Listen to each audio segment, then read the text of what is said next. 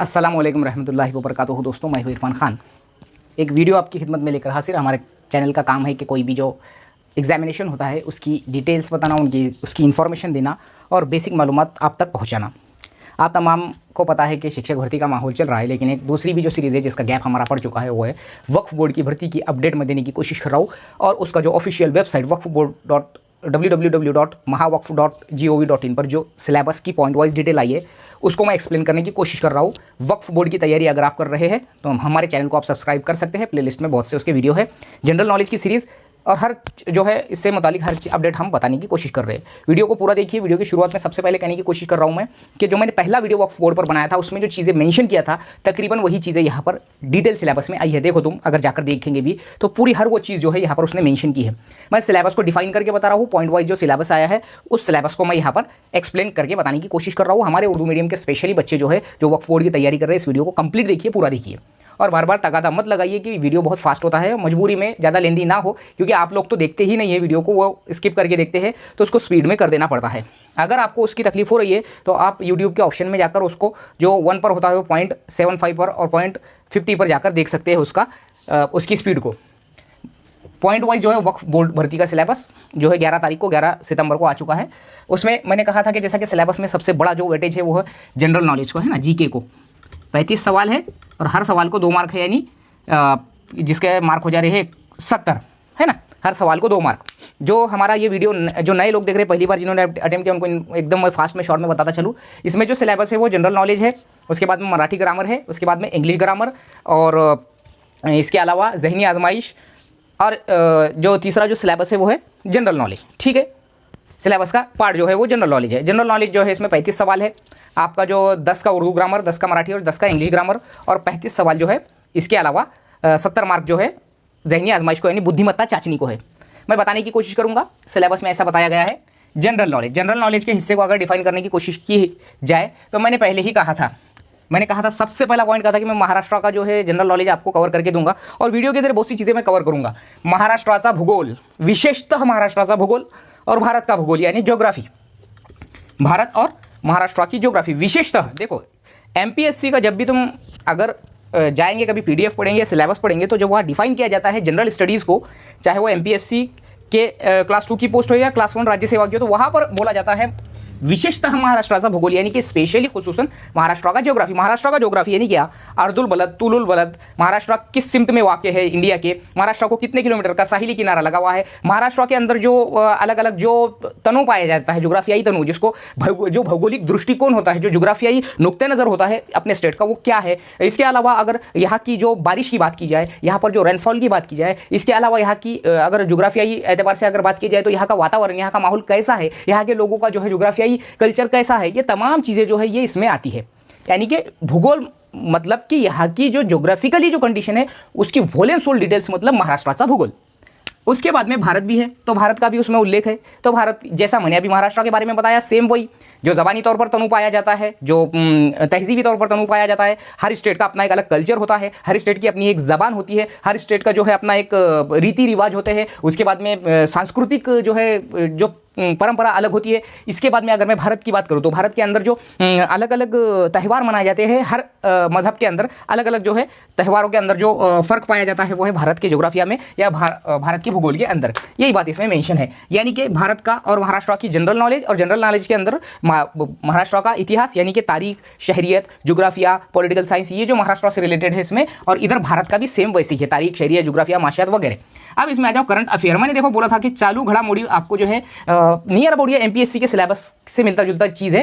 और यहाँ पर जो है करंट अफेयर की बात की जाए, इंडिया, वर्ल्ड और महाराष्ट्र की जो आपकी चालू घड़ामोड़ी है, जिसको हम उर्दू में हालात हाजिरा कहते हैं, वो है ये करंट अफेयर। मैंने उस दिन भी बोला था, देखो पहला वीडियो जब बनाया था, जब मैंने अपने तौर पर जब इस सिलेबस को देखा था, जब ये पॉइंट वाइज नहीं था, तभी मैंने कहा था करंट अफेयर जो पूछा जाता है ये पूछा जाता है आलमी सतह का, रियासती सतह का और मुल्की सतह का। यानी कि जो चालू घड़ामोड़ी होती है इसमें आपको भूल एंड सोल ध्यान में रखना है। अब इसमें क्या रहता, इसमें नियर अबाउट पिछले 1 साल पहले के जो है घटनाएं, 1-2 साल पहले की घटनाएं, और उसमें मैंने 2 चीज़ें जो है बताया था आपको। एक बताया था, मिसाल भी देकर बताया था, एक होता है कंटेम्प्रेरी इवेंट और एक होता है करंट इवेंट। करंट इवेंट की अगर बात की जाए, हाल फिलहाल में होने वाली 1-2 साल में घटनाएं, इसके अलावा जो चल रहा है, जो कंट्रोवर्सीज हो रहे हैं, जो डिसीजंस आ रहे हैं, जो सुप्रीम कोर्ट में जो मुद्दे पहुंच रहे हैं इस पर, इसके अलावा समितियां बनाई जाती है वगैरह वगैरह, बहुत सी ऐसी चीज़ें हैं जो तुम रोजाना प्रिंट मीडिया में और जो इलेक्ट्रॉनिक मीडिया में वगैरह देखते हैं। वैसा तो इलेक्ट्रॉनिक मीडिया में देखिए जैसा कुछ रहा नहीं अब, तो उसमें पूरा कचरा भरा हुआ है। जिस चीज़ पर वहाँ बहस होती है वहाँ से तो नॉलेज मिलती नहीं है। तो मेरा एक जैसा कहना है कि आप इसके मैगजीन्स पढ़िए, जैसा कि जो मैगजीन्स होते हैं करंट अफेयर के। इसके अलावा आप रोज़ाना जो है न्यूज़पेपर पढ़िए अगर आप इसको कवर करना चाहते हैं। इसके अलावा जो ऑल इंडिया रेडियो के जो न्यूज़ होते हैं उसको सुनिए। तुम बोलेंगे कि रेडियो का ज़माना है क्या सर? तो आजकल जो है बहुत जो है, अगर आपको टिप टॉप एग्जाम की तैयारी में करंट अफेयर करना है तो ऑल इंडिया रेडियो की जो न्यूज़ आती है, वो सह्याद्री न्यूज़ जो आती है मराठी की, उस पर देखने की कोशिश कीजिए। नेशनल टीवी पर जो न्यूज़ आती है वो देखने की कोशिश कीजिए, आपका बहुत कुछ कवर होगा। अब ये आलमी सतह का, भारत की सतह का, और जो है आलमी सतह का, भारत की सतह का और रियासती सतह का, हमारे महाराष्ट्र से लेके, भारत से लेके तो वर्ल्ड लेवल पर जो भी घटनाएं हो रही है उसको ध्यान में रखना है। स्पेशली न्यूज़पेपर पढ़ो, मराठी न्यूज़पेपर पढ़ो। मराठी न्यूज़पेपर के अंदर 2-3 पेपर, उसके अलावा इंग्लिश न्यूज़पेपर पढ़ने की कोशिश करो, हिंदी न्यूज़पेपर पढ़ने की कोशिश करो। हिंदी में लोकमत समाचार है, इधर लोकमत है, देशोन्नति है। इसके अलावा अगर आप पढ़ने गए तो दैनिक भास्कर है, ये अच्छा जो है क्या बोलेंगे न्यूज़पेपर है। इसके अलावा द हिंदू, अगर इंग्लिश पेपर अगर आप पढ़े तो बहुत ही बेहतर, इंग्लिश में पढ़े तो। इसके अलावा द इंडियन एक्सप्रेस, ये ऐसी जो पेपर्स है वो। उर्दू के अंदर मुंसिफ पेपर आप पढ़ सकते हैं, एशिया एक्सप्रेस पेपर पढ़ सकते हैं अगर आप उर्दू के पढ़ना चाहते हैं तो वगैरह। तो ये करंट अफेयर आपको कवर करना है तो आपको A to Z कवर करना है, ना कि छोटे छोटे। अब इसमें जो है मार्क डिवाइडेशन में उसने बता ही दिया है कि ऐसे लेवल पर वो पूछेगा। ये है हालात हाजिरा का डेफिनेशन। इसके बाद में इतिहास, भारत का और महाराष्ट्र का इतिहास। मैंने जैसा पहले ही बता दिया कि जो तारीख है महाराष्ट्र की, छत्रपति शिवाजी महाराज के ऊपर सवाल पूछे जाते हैं। अगर आप उनके चौथी की जो SCRT की चौथी की किताब है वो पढ़ेंगे तो उसमें बहुत कुछ आपको मिलेगा। इतिहास में बहुत सा इतिहास है, जो महाराष्ट्र का इतिहास है पुराना, 100-200 साल पुराना, 500 साल, 1000 साल पुराना वो। उसके बाद में जो तारीखी तौर पर जो मशहूर है महाराष्ट्र के अंदर पहले से लेकर राजाओं महाराजाओं की जो भी चीज़ें वाक़यात हुई है वो। भारत का और महाराष्ट्र का, अगर मैं महाराष्ट्र की बात करूँ तो मैंने ये बात किया हूँ, महाराष्ट्र में जो महाराष्ट्र की तारीख बहुत वसी है, बहुत जो है बहुत वसी और अरीज़ जो है तारीख है। तो इसको अब आपको अगर स्टडी करना है तो मैंने पहले बोला था कि तात्यांचा ठोकड़ा मराठी में है। इंग्लिश में आप अगर करना चाहते हैं तो इंग्लिश में भी कर सकते हैं, क्योंकि बाइलिंगुअल पेपर होगा ये, इंग्लिश एक साइड से और मराठी एक साइड से। ठीक है, अब भारत की बात करें हम तो भारत का तो बहुत लंबा चौड़ा जो है इतिहास है और वो इसमें पूछेगा, ऐसा उसने मेंशन किया है साफ साफ। महाराष्ट्र का की तारीख और भारत की तारीख। अब तारीख तो आपको पता है, हिंदुस्तान की तारीख। अब ये हिंदुस्तान की जो हम बचपन से पढ़ते आ रहे वो अलग, और इसके अलावा दौरे अहद वस्ता, पत्थर का ज़माना, इसके बाद में अहद कदीम, अहद जदीद वगैरह वगैरह वगैरह, ये तमाम चीज़ें जो है ये जो ईसवी सन ईसा पूर्व जो है वो। उसके अलावा जो बीच में जो घटनाएं हुई, बड़ी बड़ी जंगें हुई, प्लासी की लड़ाई है, उसके बाद में बक्सर की लड़ाई है, बहुत ऐसी लड़ाइयाँ हुई जो तारीख में शामिल है। इसके बाद में आता है क्लाइमेट। क्लाइमेट के ऊपर जैसा इसी का हिस्सा, जनरल नॉलेज का हिस्सा क्लाइमेट बोले तो जैसा कि बारिश सबसे ज़्यादा कहाँ होती है, बारिश का प्रमाण इंडिया में कैसा है, इंडिया के अंदर जो जोग्राफिकली जो फसलों की हालत है क्या है, क्रॉप सिस्टम कैसा है, यहाँ पर सबसे ज़्यादा क्या पाया जाता है, कौन से स्टेट में क्या स्पेशली उगाया जाता है, यहाँ का जो इम्पोर्ट एक्सपोर्ट है वो क्लाइमेट जो है क्लाइमेट सूटेबल है क्या, कौन से फसल के लिए सूटेबल है, और यहाँ से जो क्लाइमेट के बेस पर जो अनाज पैदा किया जाता है वो इम्पोर्ट एक्सपोर्ट कैसा किया जाता है, XY जरिए तमाम चीज़ें क्लाइमेट में शामिल है।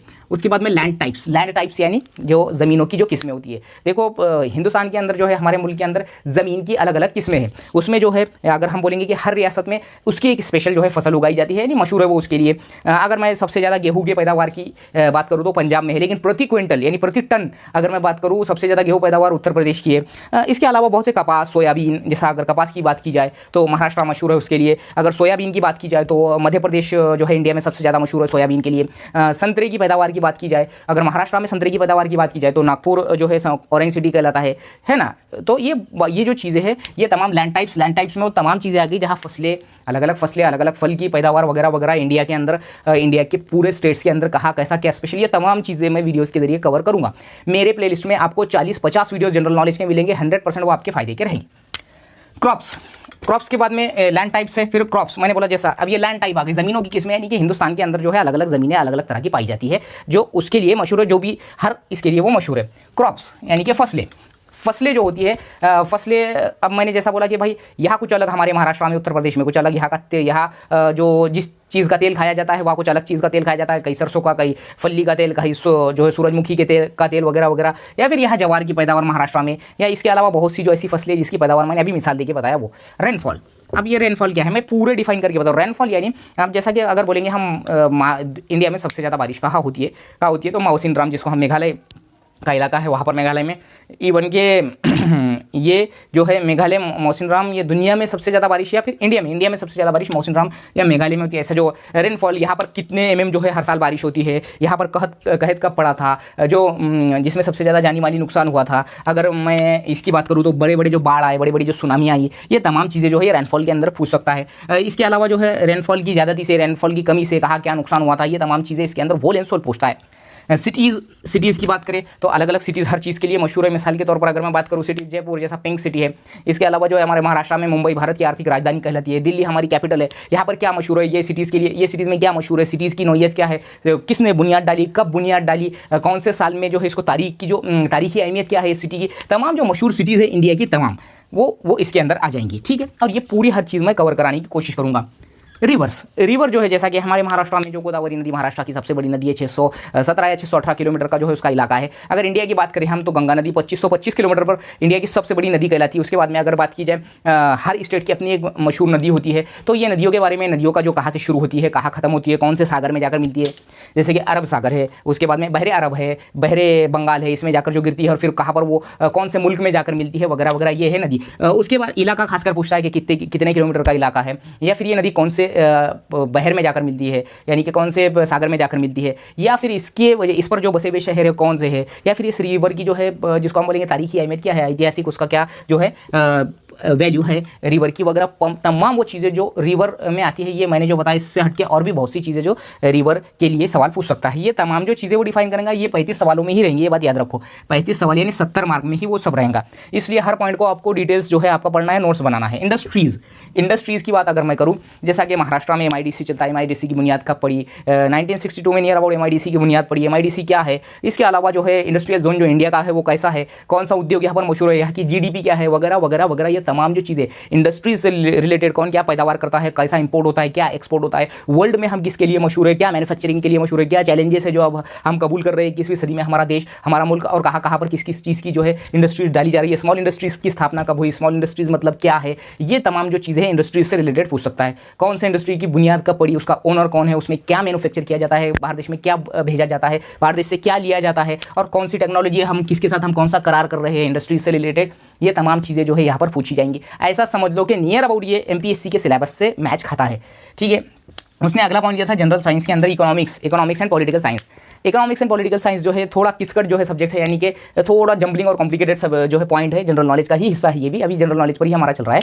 तो इसमें इकोनॉमिक्स के अंदर देखो GDP, इकोनॉमिक्स से रिलेटेड जो है 5 वर्षीय योजना जो थी, जिसका नाम अभी नीति आयोग रखा गया है। नीति आयोग क्या है, इसके CEO कौन है, इसका अध्यक्ष कौन रहता है, जो है जिसको हम बोलेंगे कि 5 वर्षीय योजना की शुरुआत कब से हुई, 5 वर्षीय योजना में पहली योजना में क्या मकसद था, दूसरी योजना का क्या मकसद था, कौन सी ऐसी 5 वर्षीय योजना थी जिसमें गरीबी हटाओ का नारा दिया गया था। इंदिरा गांधी जब प्रधानमंत्री थे तो जब वो गरीबी हटाओ का नारा दिया गया था चौथी 5 वर्षीय योजना में, जैसा कि ये जनरली ये पूछे जाते हैं दूसरे जो है कॉम्पिटेटिव एग्जामिनेशंस में। तुम वक्फ की तैयारी कर रहे हो तो ऐसा नहीं है कि भाई तुम सोच रहे थे कि भाई हमको एकदम इजी गोइंग में सब आ जाएंगे, ऐसा कुछ भी नहीं है। ये बहुत जो है एक वास्ट सिलेबस है जनरल नॉलेज का, और same to same near about जो है अदर स्पर्धा परीक्षा और MPSC से रिलेटेड है। इकोनॉमिक्स के अंदर GDP कितना है, अपने देश का GDP कितना चल रहा है, पहले क्या था आज क्या है, और GDP से क्या फर्क पड़ता है, एक्चुअल में GDP के मायने क्या है, GDP का फुल फॉर्म क्या है। बैंकिंग सिस्टम, बैंकिंग के अंदर जो RBI की स्थापना, RBI के पहले गवर्नर, RBI के पहले भारतीय गवर्नर, RBI की स्थापना किस साल हुई, RBI को जो है रिजर्व बैंक ऑफ इंडिया कब एक्चुअल में रिजर्व बैंक ऑफ इंडिया जो इंडिया का वजूद में आया, उसके बाद में पहले RBI गवर्नर कौन थे, पहले भारतीय RBI गवर्नर कौन थे, इसके अलावा जो है repo rate, reverse repo rate यानी क्या, ये इकोनॉमिक्स का हिस्सा है। ऐसी कौन सी चीज़ें जो हमारी इकोनॉमिक्स पर असर डाल रही है, ऐसी कौन सी चीज़ें जो हमको पूरी दुनिया में इकोनॉमिक्स के बेस पर जो है मशहूर कर रही है, ये तमाम चीज़ें जो है इकोनॉमिक्स में आती है। इसके बाद में आती है पॉलिटिकल साइंस यानी सियासियात, यानी कि जिसको हम बोलते हैं राज्यशास्त्र। ठीक है, अब पॉलिटिकल साइंस के अंदर क्या, पॉलिटिकल साइंस के अंदर तमाम वो चीज़ें जो हम बचपन से पढ़ते हैं, लोकसभा, राज्यसभा, ग्राम पंचायत, पंचायत समिति, जिला परिषद, नगर पालिका, महानगर पालिका, इसके अलावा लोकसभा, राज्यसभा, विधानसभा, स्टेट्स में कितने सीट्स होते हैं, हमारे स्टेट में कितने सीट्स है, विधानसभा के विधान परिषद के कितने चुन के जाते हैं हमारे पास से, इसके अलावा लोकसभा और राज्यसभा से महाराष्ट्र से कितने मेंबर जाते हैं, ये आम सवाल है। लोकसभा से हमारे पास से 48 जो है मेंबर जाते हैं और राज्यसभा से 19 मेंबर जाते हैं, टोटल मिलाकर 66 मेंबर जाते हैं। दोनों भी सवाल पूछता है, एक तो एक कौन पूछता है लोकसभा और राज्यसभा मिला के, या फिर अलग अलग पूछता है।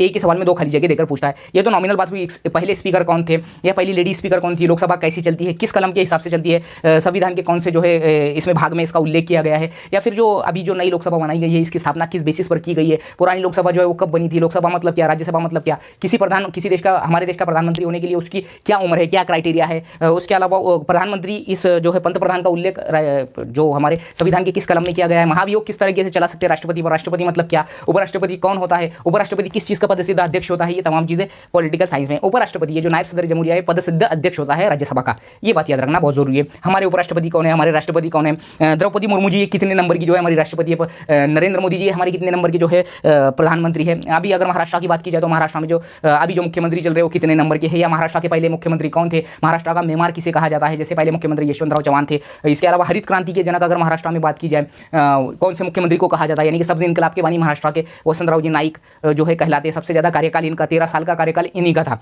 ये तमाम चीज़ें अगर अलग अलग स्टेट में कौन से स्टेट में कितनी सीट है विधानसभा के लिए, विधान परिषद के लिए, कौन सी स्टेट्स में सबसे ज़्यादा सीट है, कौन सी स्टेट में सबसे कम सीट है, जो मरकज़ के ज़ेरे हुकूमत यूनियन टेरिटरीज जो इलाके हैं वो उनका सिस्टम कैसा होता है, ये तमाम होल एंड सोल इसका मतलब होता है पॉलिटिकल साइंस। ठीक है, ये आएगा इसमें। तुम बोलेंगे ये 2-4 मार्क के लिए इतना पढ़ना क्या, पढ़ना ही पड़ता है जब कोई भी चीज़ अपने को हासिल करनी है। मैं बोल रहा हूँ कि ये जो है गवर्नमेंट जॉब की एग्जाम की तैयारी के अंदर किंतु परंतु ना देखते हुए हमको कॉन्सेंट्रेट ऐसी चीज़ों पर करे तो बेहतर रहेगा। ये मैं मेरे वीडियोज़ के जरिए बहुत कुछ कवर करा के दूंगा। बात आती है साइंस।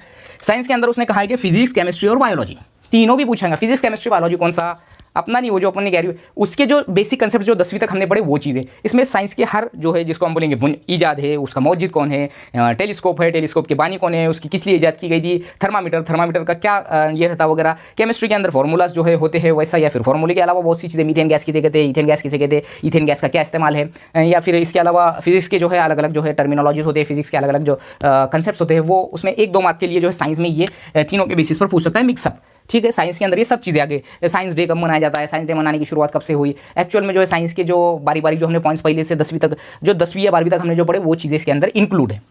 अब आती है बात आईक्यू की। आईक्यू में वही चीज़ बताया उसने सेम टू सेम उस पीडीएफ के अंदर, आप देखो जो मैंने कहा था बेसिक आईक्यू से लेकर तो एंड तक हर चीज़, यानी कि 5वीं के स्कॉलरशिप से लेकर 8वीं की स्कॉलरशिप, 5वीं स्कॉलरशिप, 8वीं स्कॉलरशिप, और उसके बाद में जो है बड़ी बड़ी किताबें आपके लिए बहुत काम आएंगी। आप अगर शुरू कर ही रहे हैं तो 5th और 8th के स्कॉलरशिप से शुरुआत करो, 100% फायदा होगा। ठीक है, तैयारी लेकिन मराठी में करना है। मैं वोल एंड सोल एकदम फाइनल बात बोल रहा हूँ, उर्दू में पेपर नहीं है। ठीक है, 5वीं और 8वीं की जो है स्कॉलरशिप से शुरुआत करो। उसके बाद में आईक्यू जो है लूसेंट आईक्यू बोलकर एक हिंदी में प्रकाशन है, पब्लिकेशन है, वो ले सकते हैं, या फिर मैंने जो सजेस्ट किया हूँ मेरे वीडियोज़ में वो ले सकते हैं, जिसमें मेरे हिसाब से अनिल अंकल की बोल के जो है मराठी में बहुत बेस्ट है। इनकी फर्स्ट ट्रैक जो है आईक्यू, अगर वो सतीश वसे सर की बात करूँ मैं, या फिर MPSC स्पर्धा परीक्षा बाय पवन देशपांडे, ये चैनल है, इसको आप फॉलो कर सकते हैं। इसके अलावा YJ अकेडमी है, ये भी बहुत बेस्ट ट्रिक बताते हैं ये सर। तो ये चीज़ें मराठी ग्रामर 10 मार्क का है।